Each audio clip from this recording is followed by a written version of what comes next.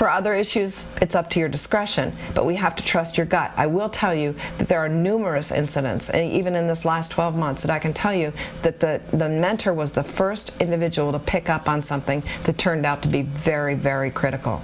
And they made the phone call and they said, you know, I'm hearing something that just doesn't seem right to me.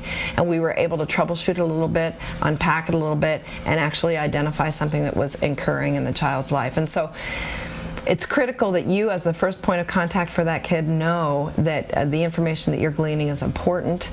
You have to use your discretion about what you report, but we sure don't want any of these children to be in a perilous situation that you knew about but you were afraid to report. And as I said, before breaking confidentiality, you want to gain some sense of permission from the child that you feel like the best thing for you all to do would be to get somebody involved that can help. And if the child expresses concern about that, go ahead and process that with the kiddo until they get to the place where they can be comfortable with your trustworthiness on that. Okay, we're going to turn the page a little bit and we're going to talk about this whole issue of communication. How do we start the communication process? And then how do we enhance the communication process? I will tell you that coming to your mentoring time prepared, while that might seem a little non-authentic to you and a little rehearsed to you, it's a very good idea. It's not like a friendship with a peer where you can just sort of pick up and decide what you're going to do from there. You need to come into your mentoring times well prepared. The mentee will know whether or not you're coming in prepared, and they're going to make deductions about the importance that they hold in your life based on whether or not you're coming in ready for your time. Do you have some ideas of things to do?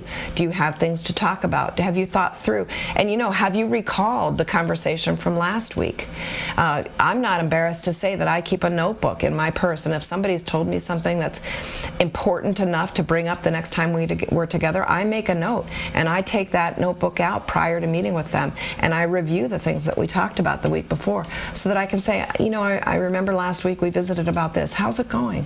Whatever came of that? How did that work for you? Did you make any decisions? That kind of thing. And so that'll give your child a sense of value. So you do want to be ready for those times that you want to be together.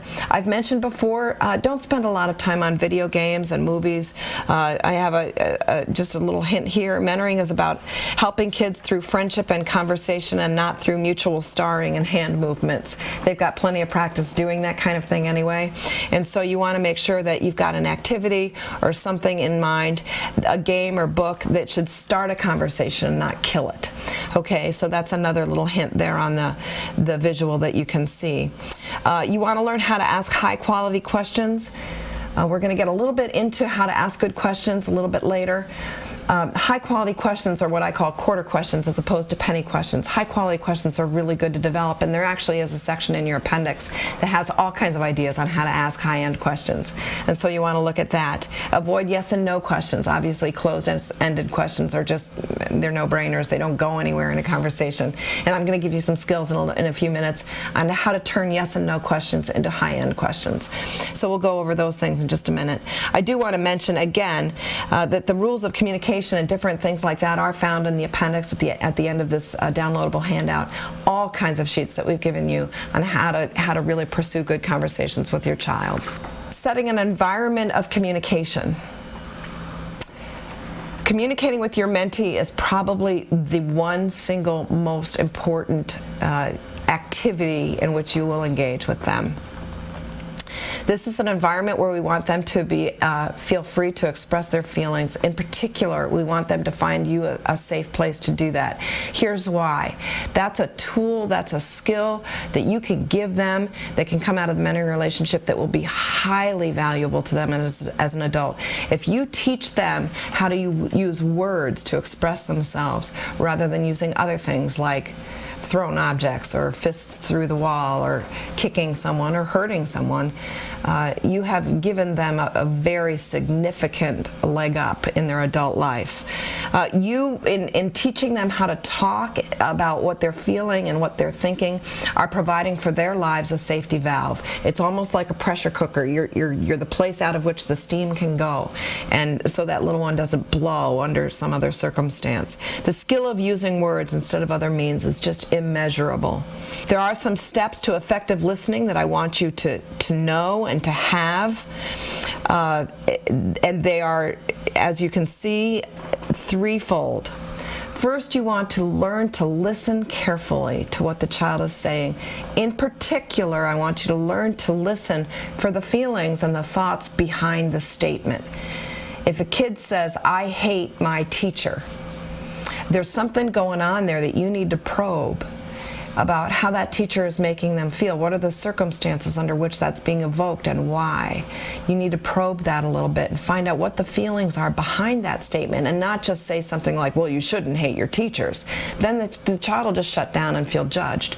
So you want to listen carefully for the message behind the statement. Listening carefully to the youth is the first step in effective listening. Secondly, you want to formulate in your mind as they're talking what you hear him or her to be saying. You want to find a way to phrase that back to the child that will communicate to the child that you have not only heard what they've said, but you've understood it. So if they say, "I hate my teacher," and you say, "Oh, tell me more about that. Tell me what happened today that made you feel like that towards your teacher." And they say, "Well, my homework was late and she embarrassed me in front of the whole class."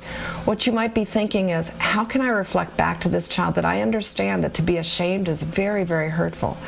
And so you say back to your mentee, "Gosh, Sarah, it sounds to me like you were just really embarrassed. You must have felt really ashamed that the teacher pointed out to everybody that your homework was late or not in good shape or whatever.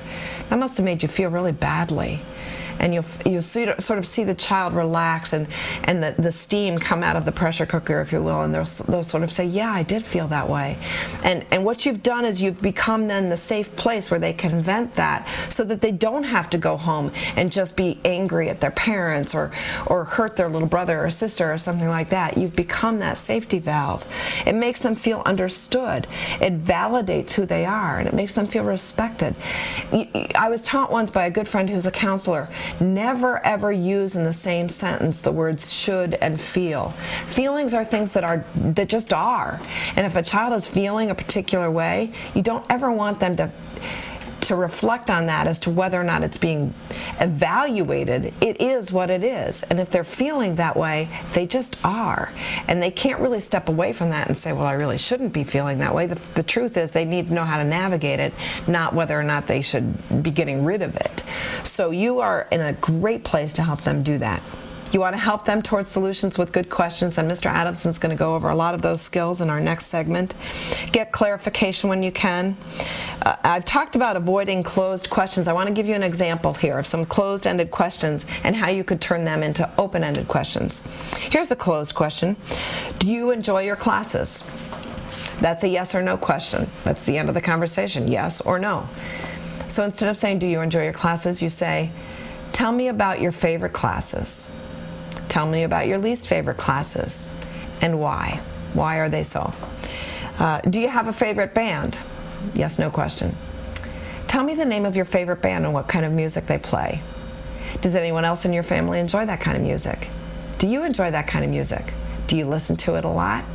Is that something, should we be looking for a concert in the area of that kind of music?" That kind of thing. "Did you get your homework done last week?" That's a yes-no question.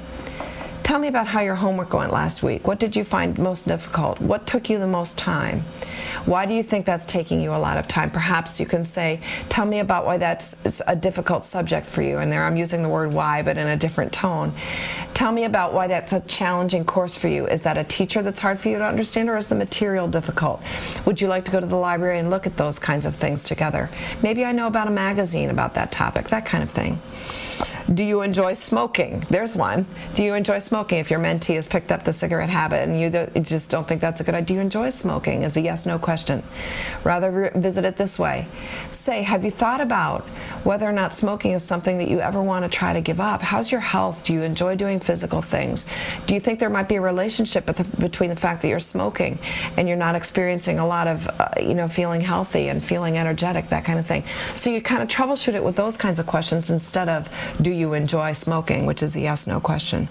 "Do you get along with your parents?" The answer will be no. No children will admit to getting along with their parents. But what you want to say is things like, "What do you enjoy talking with your parents the most about? What do you find it most difficult to visit with your parents about? Is there a time of day around your home that's hard? Why is that hard? If the child is growing up in a home where there's substance abuse, it's probably happening on some sort of a cyclical basic or a rhythmic basic, on a pattern, on a schedule. Tell me about the times in your home that are most difficult for you, and how is it that I can help equip you to better be prepared for those times. Those are the kinds of questions that you want to be asking, not do you like your parents, which is a yes-no question. So high quality questions, we're going to encourage you to foster that skill.